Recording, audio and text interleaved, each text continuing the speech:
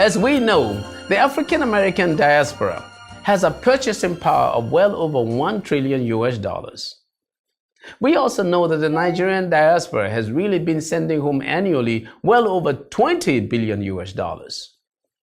To help us discuss how economically important the diaspora is to Nigeria, we will pick up on our recent discussions with David Hunter and Folashade Aliu. David Hunter is a well-known producer, director, arranger, and entrepreneur who is working to connect Africa to the world. Folashade Aliu is president and CEO of Alpha Digitals Limited. Ms. Aliu has businesses in both the United States and Nigeria. Please join me in our separate discussions with David Hunter and Folashade Aliu.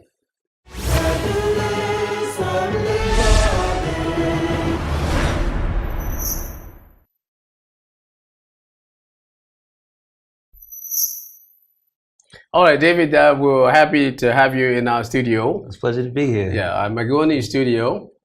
Two things. The Africans that are in the United States, let's say Nigerian Americans and Kenyan Americans and all of that.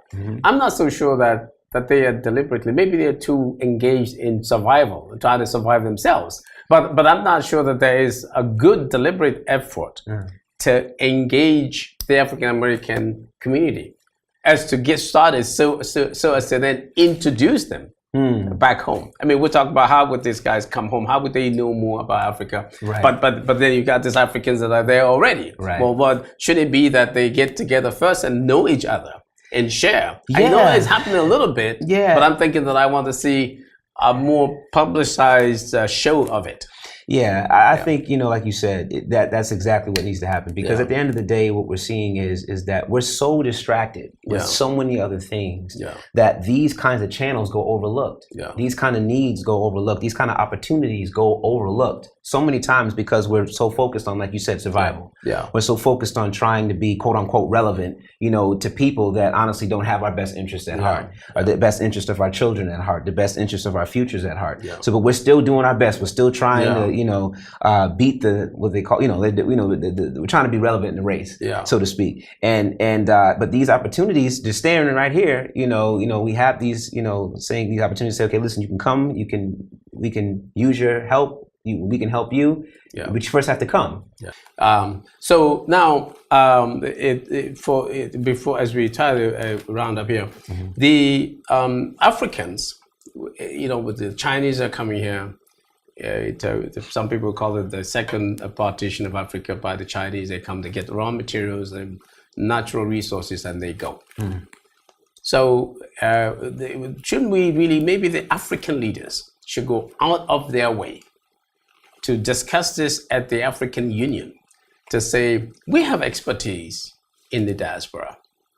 Can we get these people to come? Let's make it a matter of policy to get them to come in the areas of technology, of science and all that, to see what better uses we can put our own natural resources than to just wait for the Chinese to come to tell us what to do with it. Absolutely. And I think when you look at it from that perspective, I think it's a mandate. It's almost a mandate, a call because anybody that controls the most plentiful piece of land controls the world. And if you control the resources, you control the world. And so that's why everybody's coming here, because this is the most plentiful continent on the earth. That's just what it is. And so everyone's trying to come here because they recognize that once they're able to take the resources, they can control. So the thing is that we need to be very, very instrumental, very intentional about doing what we can to preserve our resources here on this continent, because that's pretty much they're taking the resources. I mean, like even the little mineral that makes our phone vibrate, that mineral only grows here, and I mean, if we own the patent on that, I almost don't think there'd be any poverty anywhere, to be very transparent. I mean, if we own the patent on that little mineral that makes the phones vibrate. You know, those kind of things. You know, we gotta become a little bit more intentional about that, and finding out ways to use these technologies to empower our people. Yeah, Africa needs to be ready to receive absolutely. a lot of African Americans back to the continent. Absolutely, because I got a feeling that in the not too distant future, you're going to see a mass exodus. You know, and return to this continent. It's happening to some extent in some countries now. Though, yeah, right? but I mean, but it's not spoken of. You know what I mean? Like, you know, we're flooded right now. Publicized. Yeah, exactly. I mean, I'm looking at the American, you know, obviously the presidential debate in America. That's on television more than anything that I'm seeing happening in Africa. Yeah. You know what I'm saying? You're right. So, I mean, these are the kind of things that we have to then be very intentional about changing. Yeah. You know, give our people something to grab a hold of and say, oh, I can be a part of that. Yeah. You know, and participate in that. And they'll come. I believe that they will. Because I think that in that regard, I think, for example, even at the federal level here in Nigeria, that you could have a president appoint an African American as minister. I mean, for example, as a minister of, we talked about that before, as minister of trade and investments. You know, somebody who is like well entrenched in the system in, say, New York City. Absolutely. And you bring him in as your minister of trade, and he knows how to pull people in. Absolutely. And just like anything, you know, it's marketing as well. Yes. You know, how do you market something? Yeah.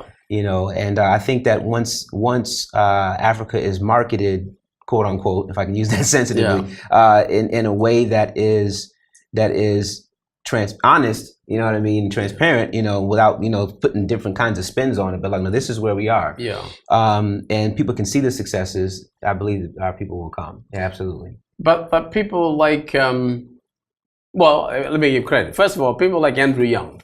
Andrew Young, I mean, he's old now, but I met him and he came here several times. Very passionate about Africa, developing Africa.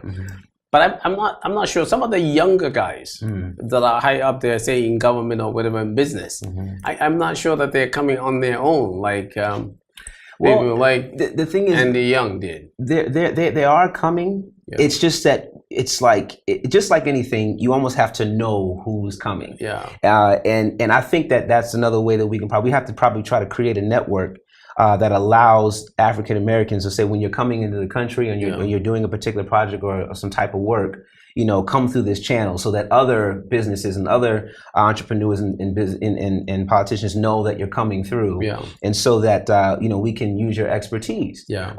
And then, but at the same time too, that these people that are coming can also learn. Yeah. You know, because it's not necessarily always about Americans coming to Africa to help Africa. Yeah. But Africa can also help us. Absolutely. It has to be mutual. It has to be mutual. Yeah. Absolutely. Because one of the things that we don't have, you know, while some of us try to be cocky about, you know, we're in America. Truth of the matter is we don't have any identity. Yeah. And that's one of the things that, you know, I believe is almost like a sickness in our culture, because we don't have a reference point. Whereas, you know, when I come here, one of the things that you all take a lot of pride in is, you know, what tribe you're from. Yeah. You know your history. And most of us don't have that privilege. And so without knowing our history, you know, we're going to be bound to repeat the same mistakes. Yeah. So that's why I'm saying, like, and I'll say it again, it's just that Africa needs to be prepared to receive, you know, all these, you know, African Americans that are going to be coming. Well, David, on that note, I want to thank you so very much. It's an honor. You are wonderful. Absolutely. Fantastic. Thank you so much. You're wonderful, sir. Great to have you. Thank you for having me. Good job.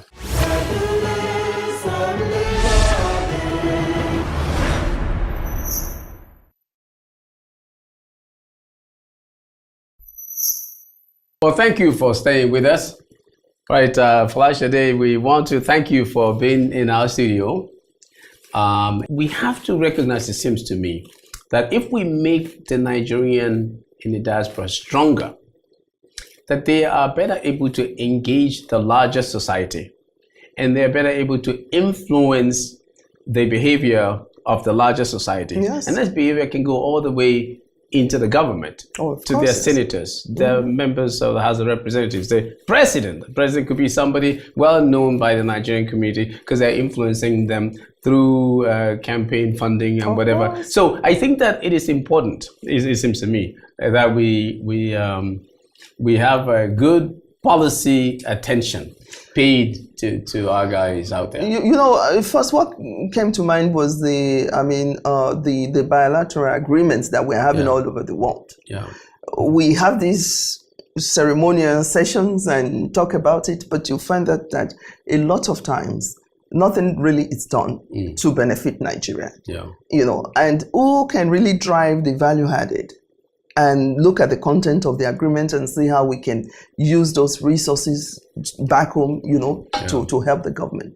The people in the host countries, there's hardly anywhere we all know that you will go, you don't find Nigerians. And like I said, now it's good that we're organized and doing better. Some people, not just ethnic groups, you know, we have a lot of Nigerian professional groups. You understand what I'm saying? Yeah. But now the government needs to be able to realize that they have a role in galvanizing those, especially the professionals. How can they put them in a situation where they can be the follow-up, the eyes and the ears of the government outside? Yeah. Sure. If you want to build the image of Nigeria outside this country, it is not on television, it is not on newspaper. You have to put some things in place that Nigerians in those host countries can key into and help you. Yeah. And because, I mean, even if you're talking in the political arena, it is the Nigerians, I believe, that are on ground that can help you, sell you as a government. That our government, this and this and these are the values that they can bring. They are ambassadors. And they are the ambassadors. You know, most of the people in the consulate and embassies, I'm not saying they are not doing their job, but we have to be able to work together to complement what they are doing. Yes. You know, so now, you know, you talked about this communities, the ethnic groups, you know, that set up their organizations. But an area that I've often thought about also is communities. As you know, is the aggregation of communities that makes up a nation. Okay. So that you are in Osun State and you are from a particular community, why can that community, say the local government in Osun State, go look for their doctors and scientists and lawyers and whatever outside and identify them,